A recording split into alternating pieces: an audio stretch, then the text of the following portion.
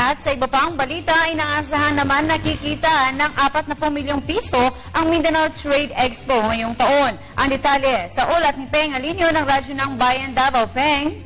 Yes, thank you, Princess. Kay Ann Pamintuan, Presidente ng Mindanao Trade Expo Foundation Incorporated at furniture designer sa isang press conference sa Davao City kahapon na at kasama ang iba pang mga players ng NTE na mas dumarami na ngayon ang namimili ng mga produkto ng Mindanao sa ibang bansa dahil sa magandang kalidad nito, kaya't mas marami na rin sa mga small and medium-scale enterprises o SMEs ang naging matagumpay sa kanilang negosyo. Naka-display ngayon ang kanilang mga native crafts at iba pa sa Abuja Mall at dito matatagpuan na may mahigit 100 micro, small and medium enterprises o MSMEs products mula Mindanao at Visayas at naka-display doon kung saan ang NTE ay nagdibo ngayong taon na ito sa kanilang ika-18 taon at ngayon na nakatutok sa mga local SMEs.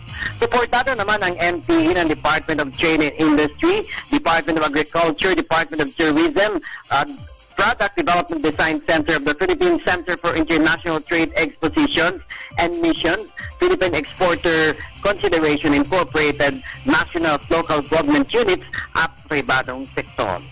Para sa Telebisyon ng Bayan, Peng Alinio ng Radyo ng Bayan, Davao.